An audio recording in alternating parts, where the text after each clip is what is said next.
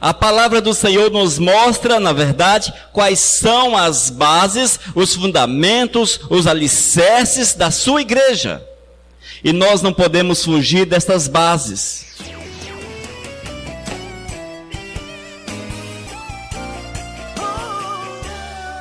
As bases da igreja de Cristo Jesus. Queridos, a igreja do Senhor tem uma base. A palavra do Senhor nos mostra, na verdade, quais são as bases, os fundamentos, os alicerces da sua igreja. E nós não podemos fugir destas bases. Porque se fugirmos, com certeza, não estaremos agindo e fazendo aquilo que Deus quer para os nossos corações, para a nossa vida, como servo, como homens e mulheres que abraçaram a causa de Cristo Jesus. A igreja do Senhor, irmãos, tem pilares que são fundamentais para que nós possamos fazer a vontade dEle no nosso dia a dia. E quando observados, certamente nós não vamos errar o caminho e seremos bem vistos pelo Senhor, bem quistos pelo Todo-Poderoso. Ele há de nos abençoar, há de derramar da sua graça sobre aqueles que o amam, sobre aqueles que têm os seus corações abertos para a sua verdade. Nós podemos ver, amados, que há 5 bases que são fundamentais para a igreja. 5 bases. Essas bases, elas não podem ser passadas desapercebidas. Mas nós temos que observá-las no nosso dia a dia para vermos se a fé que temos professado é uma fé genuína, é uma fé realmente em Cristo Jesus.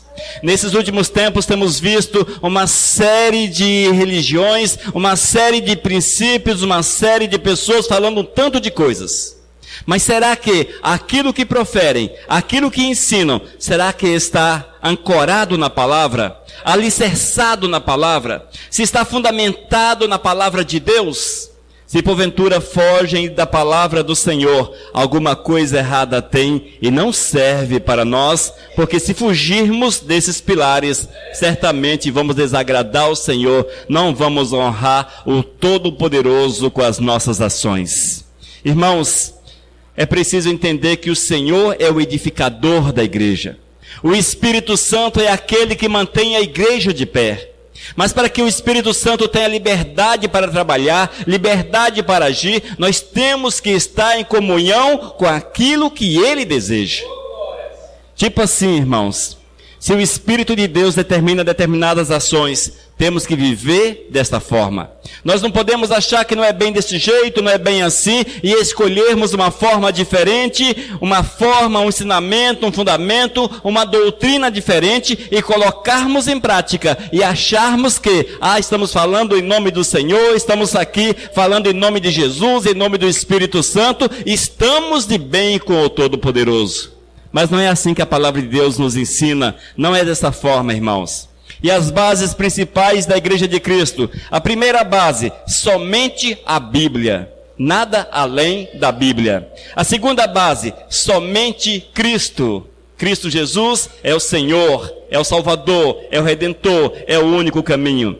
A terceira base, somos salvos não por merecimentos, mas pela graça de Deus, somente a graça. A quarta, somente a fé, não são as obras, mas é a fé em Jesus que nos habilita a estarmos na presença dEle. E a quinta, somente a Deus toda a honra e toda a glória. Nesses últimos tempos temos visto que o homem tem tentado roubar a glória do Senhor. E é preciso muito cuidado para que isso não aconteça. Necessário é estarmos observando aqueles que estão à frente, aqueles que são líderes, e observarmos os seus atos, se estão ou não ligados na palavra, ligados ao Senhor, se estão fazendo para a honra e para a glória do Todo-Poderoso. Amém? Vamos orar? Deus de amor, eu quero clamar que Tu venhas mover nesta noite em nossos corações, para que nós possamos assimilar a palavra que será proferida, Senhor. E que Tu venhas falar a cada coração de uma forma profunda, para que saiam daqui com seus corações alegres, certos que estão Te servindo, Senhor, e que estão andando segundo a Tua direção. Abençoe a Tua igreja, fala a Tua igreja, é que eu clamo em nome de Jesus. Amém. Oh, glórias. Irmãos, a igreja de Cristo tem uma história muito longa, mas ela iniciou-se ainda no tempo dos apóstolos, bem no tempo dos apóstolos, há quase 2000 anos atrás. E no decorrer dessa história, amados, a igreja foi perdendo de vista o Senhor Deus. E chegou um tempo em que ela desviou-se por completo da visão do Senhor para o seu povo, da visão de Deus para a instituição chamada igreja, perdeu por completo de vista a graça, o cuidado, o zelo, o amor e o temor para com o Senhor. E foi necessário que o Espírito Santo movesse em corações e levantasse uma reforma no meio da igreja. E desta reforma, irmãos, nasceu um novo povo, um povo que amou o Senhor acima de todas as coisas, um povo que colocou a vontade do Eterno em prática no seu dia a dia. E a partir desta reforma, princípios foram instituídos, princípios bíblicos foram instituídos para que a verdadeira igreja do Senhor andasse em conformidade com a vontade do Pai. E é isso que nós vamos ver nesta noite. Algumas bases que foram instituídas há aproximadamente 500 anos atrás. Olha só, essas bases instituídas há aproximadamente 500 anos atrás. Evidentemente que já estava na palavra, já estava na Bíblia, claro. Porém, a igreja daquela época não observava esses princípios como fundamentais para a salvação, para a instituição observar e colocar em prática. E o Senhor levantou homens, veio a reforma, e os princípios fundamentais da igreja do Senhor Jesus voltaram a ser praticados. E esses princípios chegaram aos nossos dias. E hoje vivemos, a Igreja Missão Vivos, vive esses princípios no seu dia a dia. E nós vamos ver esses 5 princípios, um a um, para que nós possamos sair daqui certos que é preciso adequar a nossa vida à vontade do Senhor. Amém, amados? E a primeira base da igreja de Cristo, somente a Bíblia. Somente a Bíblia, irmãos. Esta é a primeira base. Não existe outro fundamento para a igreja. Não existe outro livro que possa ser visto como principal para a igreja do Senhor. A Bíblia, somente a Bíblia, contém as doutrinas verdadeiras do Senhor. E elas precisam ser colocadas em prática no nosso dia a dia.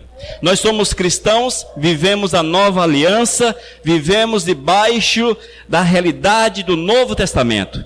Observamos os princípios do Novo Testamento como doutrinários para a nossa vida. Evidente que toda a palavra de Deus ela é inspirada. O Antigo Testamento também é inspirado. Porém, os ensinamentos do Antigo Testamento não se aplicam à nossa vida como doutrina, mas sim como exemplos para que nós possamos observá-los e ver aquilo que Deus fez de grandioso. Por isso não observamos os 10 mandamentos como regra de fé e prática, mas sim aquilo que Jesus e os apóstolos ensinou à igreja primitiva e à igreja que veio após essa época. Esses são os fundamentos da igreja cristã, da qual fazemos parte. Nós somos cristãos e é preciso entendermos essa realidade. Nós temos visto que ultimamente é uma confusão muito grande, porque as pessoas querem fazer uma junção entre a lei e a nova aliança. No entanto, a Bíblia diz de forma clara que Jesus veio fazer o quê? Cumprir a lei. E ele cumpriu na cruz os rudimentos da lei para que através da nossa fé pudéssemos ter acesso ao Todo-Poderoso. Essa é a verdade e esse é o ensinamento da palavra do Senhor. 2 Timóteo capítulo 3, versículos 16 e 17 diz: toda a escritura é inspirada por Deus e útil para o ensino, para a repreensão, para a correção e para a instrução na justiça, para que o homem de Deus seja apto e plenamente preparado para toda boa obra. Oh, glórias, aleluias. Irmãos, esse é um texto áureo para o servo do Senhor. Não há outro fundamento para que a nossa vida cristã ela possa crescer, a não ser a palavra de Deus.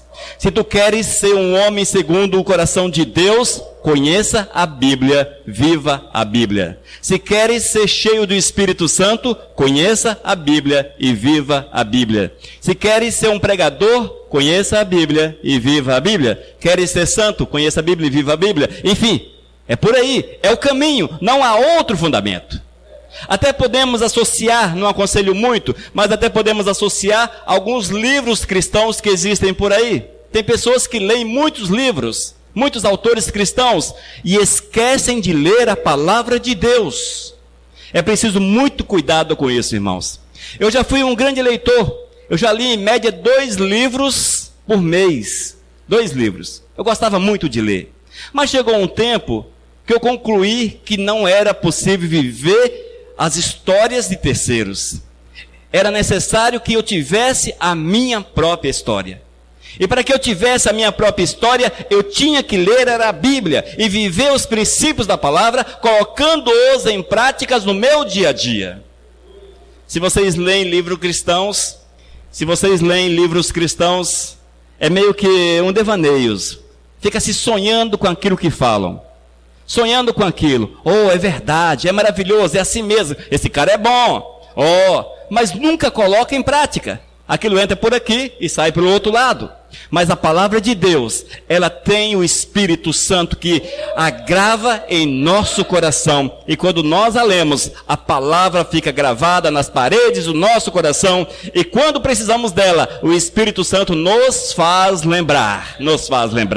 Isso é maravilhoso. Somente a Bíblia é o fundamento verdadeiro para nós. O nosso fundamento não é palavra de pastor, não é palavra de apóstolo, de bispo, não são palavras de presbíteros, diáconos ou qualquer outro tipo de sacerdócio.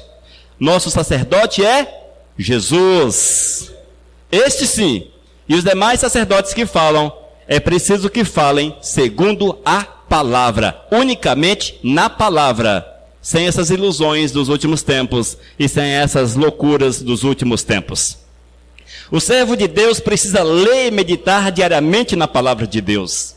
O interessante é que muitos querem crescer no conhecimento do Senhor, não leem a Bíblia, não faz nada para o Senhor e querem crescer. Como? O Senhor condena a magia, portanto, estalar o dedo e dizer abacadabra, não vai fazer a palavra encher a nossa cabeça. Ele condena esses princípios. Se tu queres conhecer o Deus ao qual você afirma servir, é necessário ler a Bíblia. A palavra de Deus é a marca do cristão. Nós não podemos ter vergonha da palavra, porque ela é o nosso fundamento de fé. Ela é o nosso alicerce. A leitura bíblica é o centro do culto de uma igreja verdadeira. A igreja verdadeira precisa falar fundamentos bíblicos. As palavras precisam ser bíblicas. A palavra do Senhor está acima de todas as coisas. Entendam isso. Portanto, a primeira base para a igreja de Cristo é somente a Bíblia. Não pense que ler a palavra do Senhor é ultrapassado como o diabo quer nos fazer entender. Não é. A palavra de Deus é para hoje e precisa ser praticada com todas as nossas forças. Segunda base, somente Cristo. Oh, glórias! A igreja do Senhor, irmãos, ela é cristocêntrica. Cristocêntrica é pelo fato de estar alicerçada exclusivamente em Cristo Jesus. 1 Timóteo capítulo 2, versículo 5. Pois há um só Deus e um só mediador entre Deus e os homens. Quem é o mediador? Cristo Jesus. Este é o Senhor das nossas vidas. Amados, a igreja precisa ter como centro Cristo Jesus. A igreja não pode ter homens, líderes humanos como centro. O centro é Cristo Jesus. Ah, mas o homem é famoso, o homem é bom, o homem tem uma palavra bonita, o homem cura, o homem faz milagre, o homem faz isso e faz aquilo. Com certeza, essa igreja não é cristocêntrica, ela está olhando para o homem e colocando a sua fé no homem. A igreja precisa colocar sua fé em Cristo, unicamente em Cristo. E aqueles que aqui cantam, que falam, esses são apenas servos, escravos do Senhor, nada mais do que isso. Amados, a palavra do Senhor é clara com relação ao mediador. Só existe um mediador, e o mediador é Jesus Cristo. Se você precisa orar, ore através de Cristo. Cristo Jesus é aquele que nos conduz. Se queres ir para o céu, o caminho é Jesus. Se queres ser cheio do Espírito Santo, necessário é que tenhas Cristo Jesus como teu Senhor. Se queres ser pregador, precisas de Cristo. Se queres fazer qualquer coisa na obra do Eterno, é preciso que haja Jesus entronizado no coração.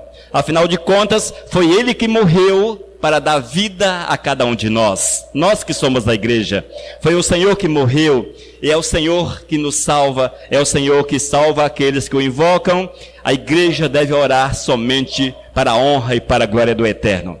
Mas nos tempos passados, a igreja tinha muitos intercessores, muitos mediadores. E ainda em nossos dias continua com muitos intercessores, com muitos mediadores. Naquelas épocas, ajoelhavam-se diante das imagens, acreditavam que aquelas estatuetas podiam fazer alguma coisa por eles. Infelizmente, continuam na mesma prática hoje em dia. Ainda observando o homem, observando defuntos, pessoas que morreram, e que elas mesmas os colocaram sobre um altar, no lugar especial, quando na verdade a palavra do Eterno nos aponta apenas para Cristo Jesus. Mas, queridos, nesses últimos tempos, infelizmente, nós temos visto que não apenas a igreja chamada católica tem feito essas coisas, mas também a igreja evangélica.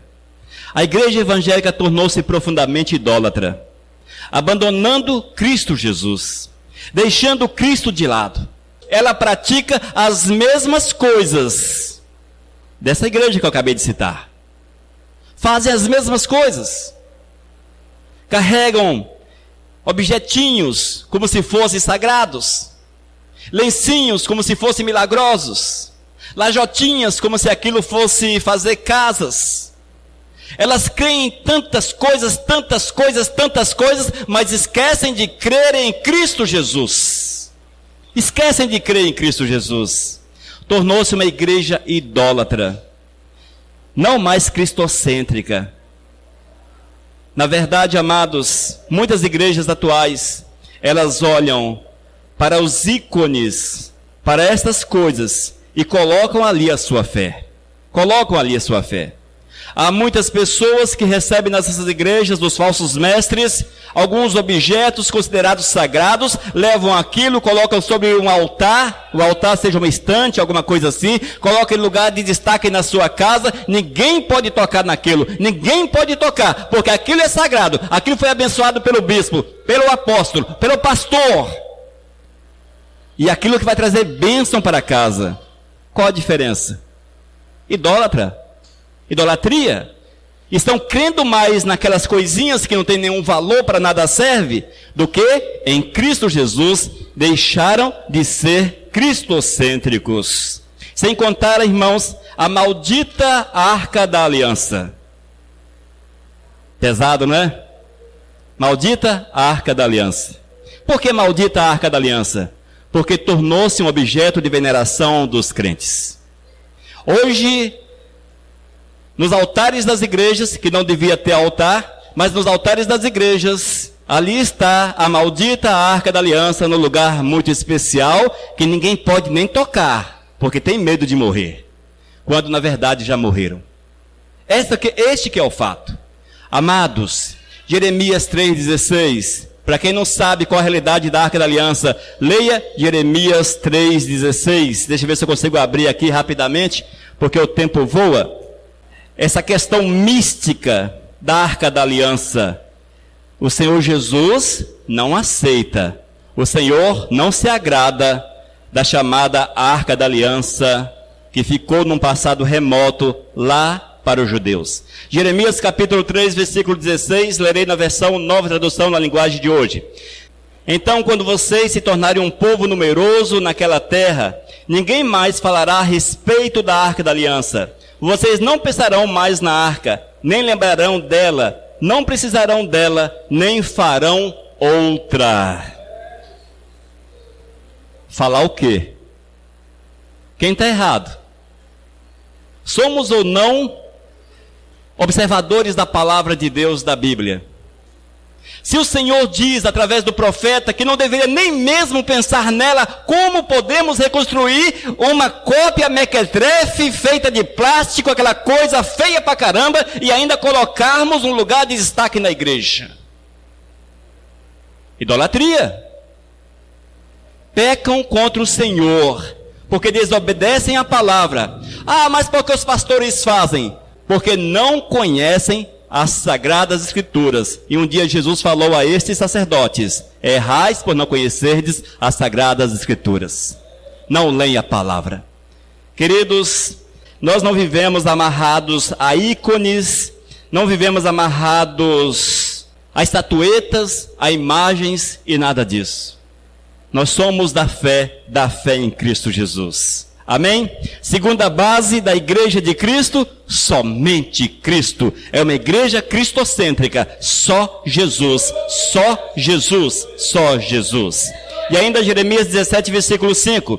Assim diz o Senhor: maldito o homem que confia no homem, faz da carne mortal o seu braço e aparta o seu coração do Senhor.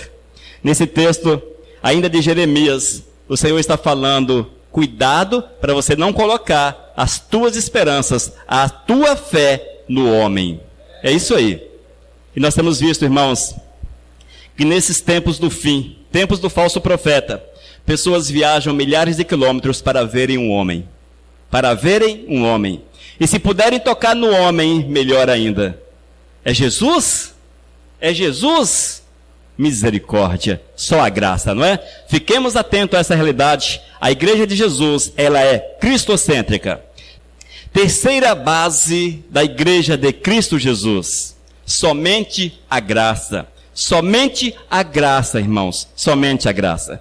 Efésios capítulo 2, versículos 8 e 9 diz: pois vocês são salvos pela graça, por meio da fé. E isto não vem de vocês, é dom de Deus, não por obras, para que ninguém se glorie. Oh, glórias! Nós somos salvos pela graça, pela graça.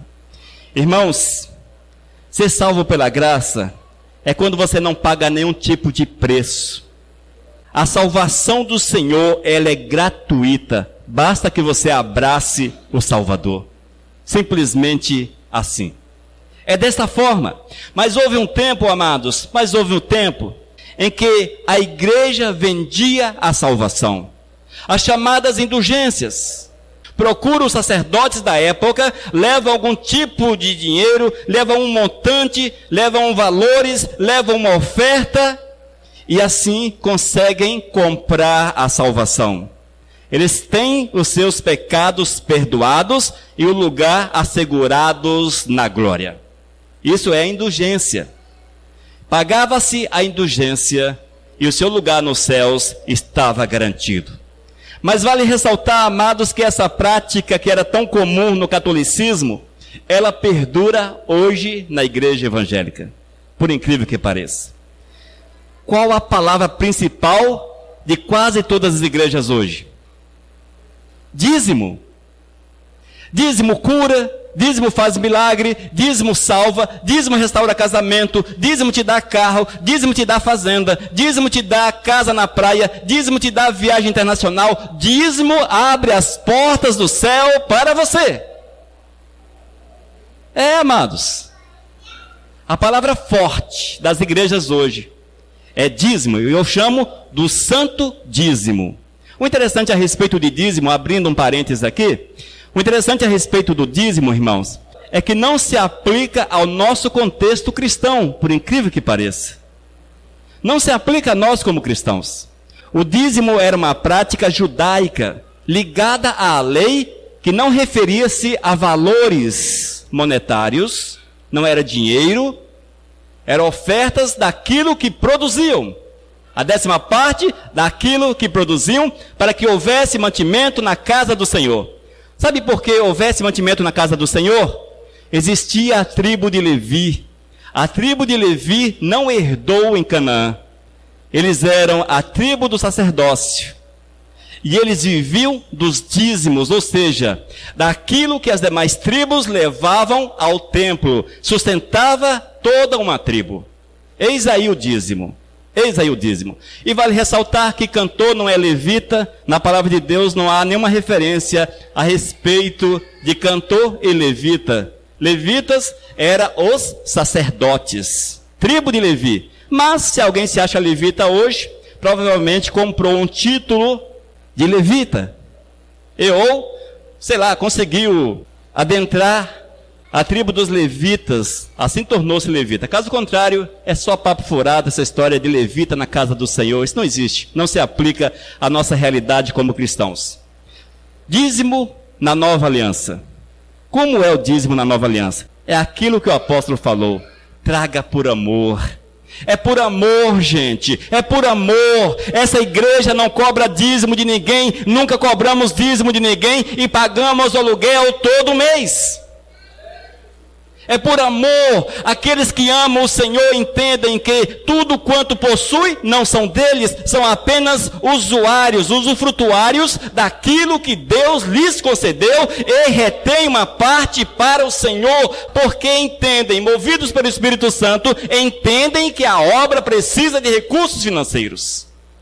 E fazem isto por amor ao Senhor. A Igreja Missão Vivos, nós não temos envelope de dizimistas, nós não temos lista de dizimistas. Cada um doa, oferta, dizima, em segredo, em secreto, para o Senhor. E o Senhor que vem em secreto, o compensará. E eu quero ser sincero, a nossa igreja é pequenininha, porém nunca vi tanta gente empregada junto. Poucos aqui não trabalham, porque o Senhor abre as portas daqueles que são fiéis.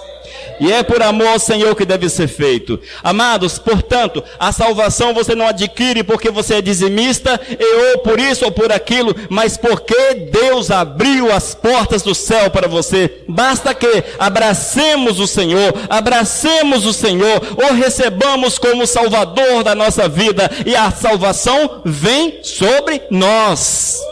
É assim que está na palavra de Deus. A terceira base para a igreja de Cristo: a salvação é pela graça, é de graça. Amém, amados? Quem perdoa os nossos pecados? Jesus. Quem nos purifica? Jesus. Quem pode fazer alguma coisa por nós? Jesus. Aleluias. Quarta base da igreja de Cristo: somente a fé. Somente a fé.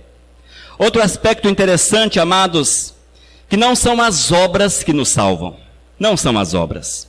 O fato de alguém ser bonzinho, o fato de alguém ajudar o próximo e fazer grandes doações, abençoar o próximo, isto não os conduz para os céus. Isto não os leva para o céu. Romanos capítulo 1, versículo 17. O justo viverá pela fé. Oh, glórias! O justo viverá pela fé. E esta é uma das bases da igreja de Cristo Jesus. Irmãos, viver pela fé, queridos, é deixar que a palavra produza os frutos do Espírito em nosso coração.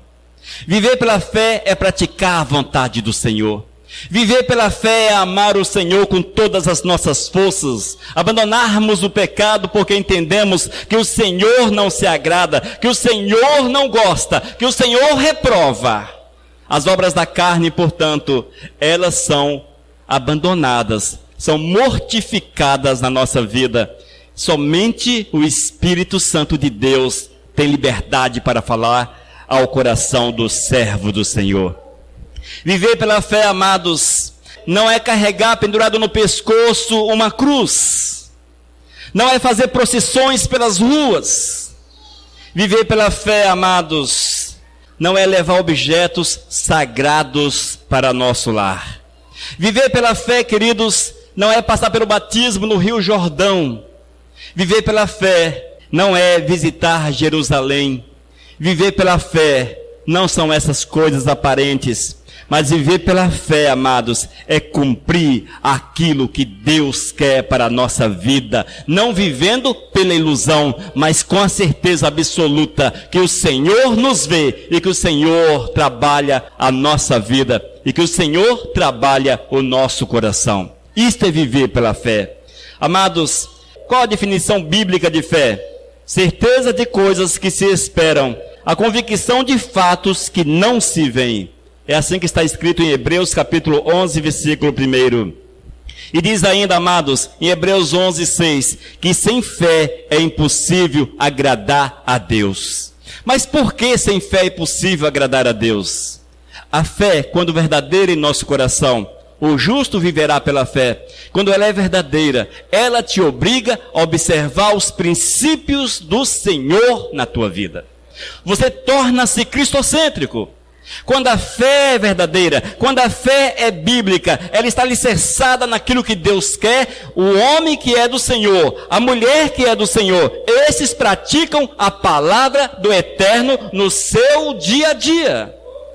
É assim que o Senhor faz acontecer em nossos corações, irmãos. E se nós quisermos, e se nós desejamos uma vida cheia do poder, cheia de autoridade, o segredo é viver pela fé, é praticar a vontade do Eterno. Não se deixe iludir, não se deixe iludir por esses últimos tempos, pelas doutrinas falsas, mentirosas e demônios desses últimos tempos. A Bíblia diz que antes da volta de Cristo Jesus, se levantaria o falso profeta com toda sorte de doutrinas enganosas. E nós temos visto isso hoje em dia. Só que não é a fé que o Senhor aprova.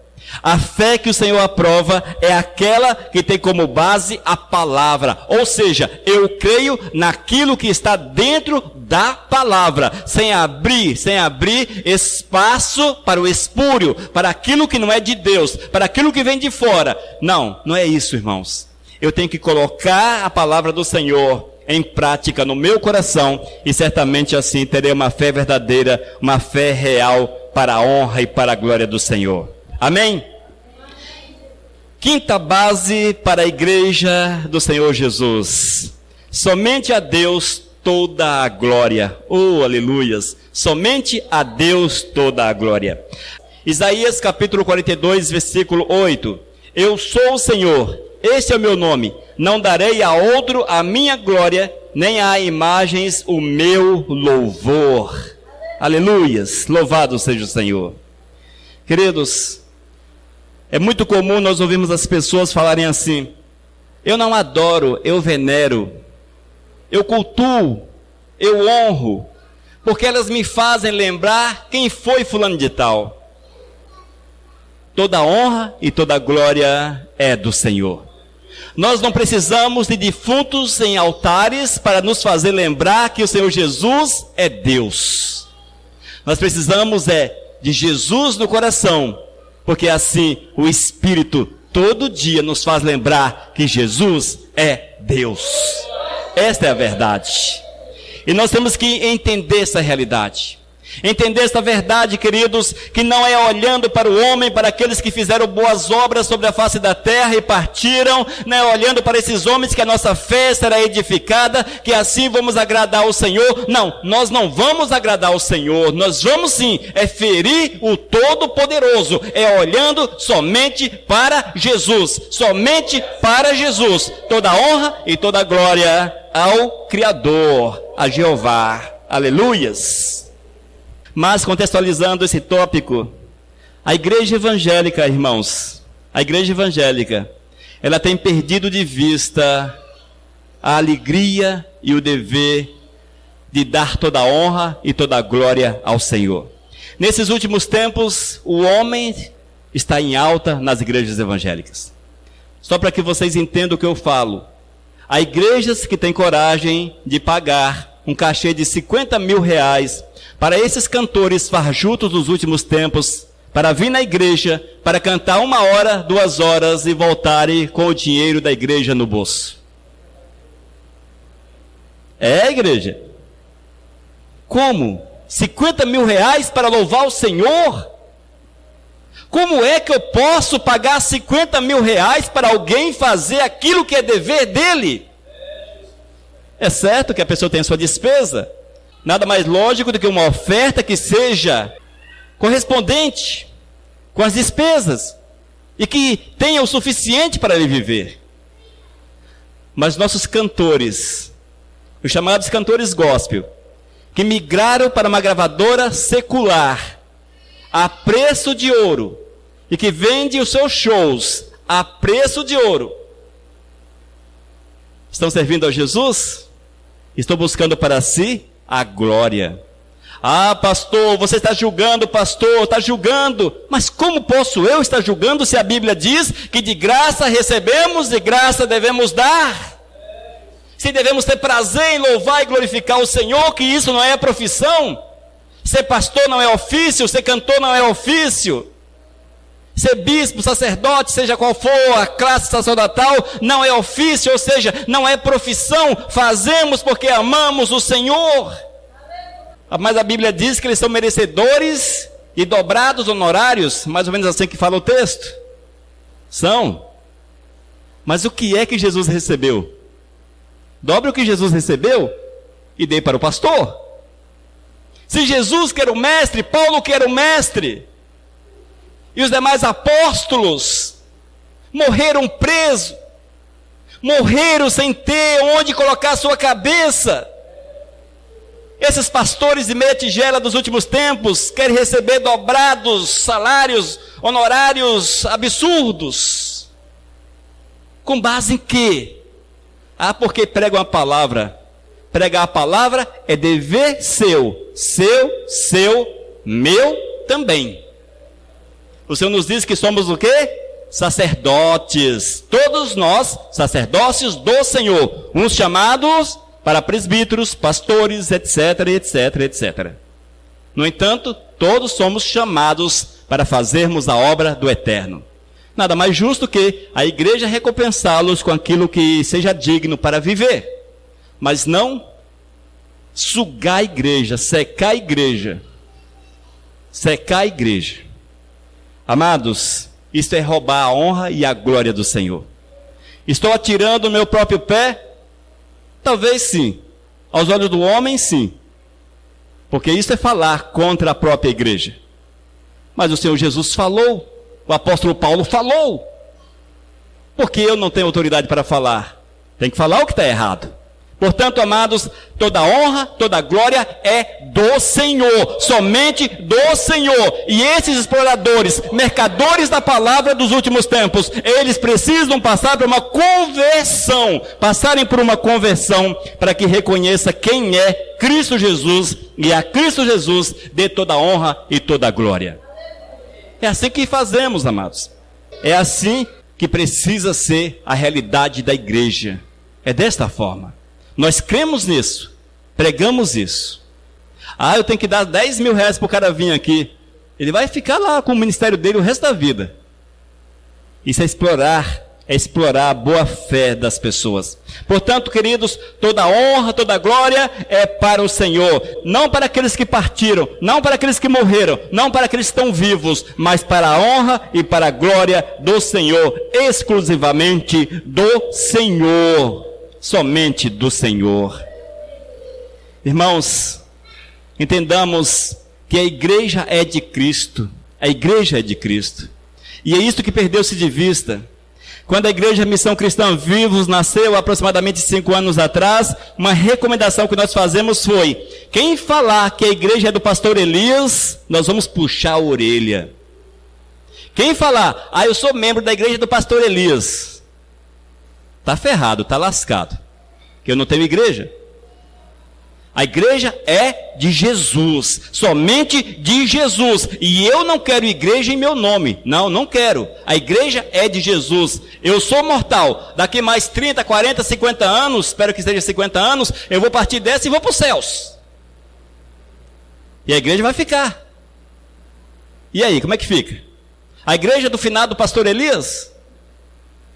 Não fica legal. É melhor Igreja de Jesus Cristo, cujo nome é Missão Vivos. E assim nós estaremos agradando o Todo-Poderoso, porque é dele e é para ele. Amém? As bases da Igreja de Cristo. Primeiro, somente a Bíblia. Segundo, somente Cristo. Terceiro, somente a graça. A salvação é gratuita através de Jesus. Quarto, precisamos viver pela fé, somente pela fé. 5, toda honra é do Toda honra, seja qual for a espécie de honra, é do Senhor. Aquele que canta na frente, a honra é do Senhor. Aquele que prega, a honra é do Senhor. Aquele que faz alguma coisa na obra do Eterno, a honra é do Senhor. Ele é apenas o instrumento usado pelo Senhor. Apenas instrumento, apenas instrumentos. Somente isso. E para concluirmos a palavra, Gálatas capítulo 1, versículo 8. Mas ainda que nós, ou um anjo dos céus, pregue o evangelho diferente daquele que lhes pregamos, que seja amaldiçoado. Em outras versões, anátema, que significa amaldiçoado. Irmãos, isso é tão sério, não é? Mas ainda que nós, ou um anjo, se aparecer um anjão todo iluminado aqui, com aquelas asas abertas, assim, branca, batendo aquelas asas, aí, aquela coisa toda, assim, e falar uma coisa diferente daquilo que está na Bíblia, chuta o cara, porque ele é do capeta. É, igreja.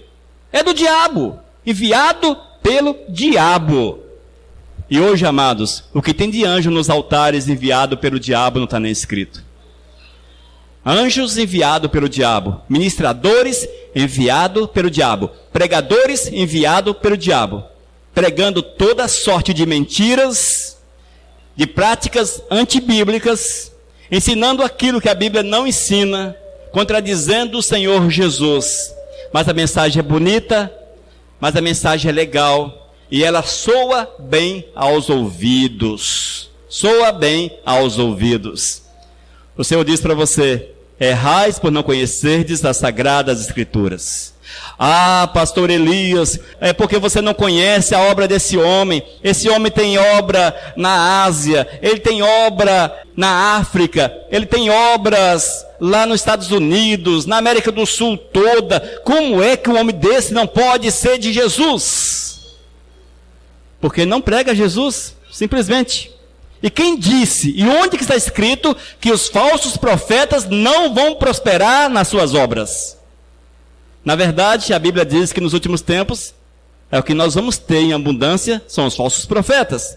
E as suas obras que, se possível, enganaria os próprios eleitos. Ou seja, milagres poderosos, grandes coisas, esses vão de fazer em nome de Jesus. E vai acontecer. Mas, vale entender, irmãos, que o nome de Jesus só tem poder quando o coração está repleto da fé, morada do Espírito Santo, a pessoa está em comunhão com Ele. Caso contrário, se você proferir em nome de Jesus, o capeta pega para si e faz em nome de Jesus. Não sei se eu me fiz entender essa parte. Ou seja, se a pessoa falar em nome de Jesus, porém não tiver comunhão com o Todo-Poderoso, o diabo há de pegar esta palavra, fazer vir à existência, como se a honra fosse de Jesus. No entanto, a obra faz com que toda uma igreja, toda uma cidade, erre o caminho, porque está sendo feito em nome de Jesus. As obras das trevas não abandonaram Jesus. As obras das trevas não abandonaram Jesus. Quando você olha para o Espiritismo, só falam de Jesus. Até os afros falam de Jesus. Só para vocês verem. Mas quem está por trás? Todo mundo sabe. Não se deixe enganar, igreja. Não se deixe enganar. Se o evangelho pregado por esses destoam da Bíblia, alguma coisa errada tem. E o erro está na ausência do Espírito Santo, na ausência de Cristo Jesus. Que você reflita bastante no teu dia a dia. Veja se a tua vida está dentro dessa realidade. Se você está vivendo esta verdade. Ou se você está sendo iludido pela religião dos últimos tempos. Cuidado com a religião. Cuidado. A religião está aí para enganar. Jesus está aí para salvar. Fique atento a essa realidade. Nem todos que dizem Senhor, Senhor, qual o final? Entrará no reino dos céus. Ou seja, o cara clamou o nome de Jesus, pregou em nome de Jesus, fez grandes coisas em nome de Jesus, como está lá em Mateus. E Jesus responderá: não vos conheço, apartai-vos de mim. Amados, é sério.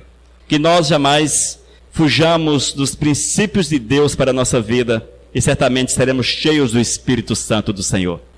Vamos orar então. Senhor Deus, eu quero clamar que Tu venhas de uma forma grandiosa, plantar esta palavra em nosso coração, meu Deus, para que nós entendamos a Tua vontade e que esses princípios imutáveis estejam alicerçados em nossos corações. para que vivamos a tua verdade a cada instante, a cada minuto. Ó Deus, toma a nossa vida nas tuas mãos, Pai. Trabalha nosso coração para que sejamos úteis ao teu reino, levantados para te servir com prazer e com alegria, meu Senhor Jesus. E que esta palavra, meu Deus, que seja uma palavra de despertamento, uma palavra, meu Deus, que venha acordar as pessoas para a tua realidade, para que elas possam viver a verdade, a tua verdade acima de todas as coisas, meu Deus. Ó Senhor, cria em nós um coração puro, um coração segundo a tua vontade. Esse é o nosso clamor em nome do teu Filho Jesus. Amém, Senhor. Aleluias. Amém, queridos. Que vivamos a verdade do Senhor, mesmo que tenhamos que pagar um preço. Pague o preço, porque vale a pena viver a verdade do Senhor.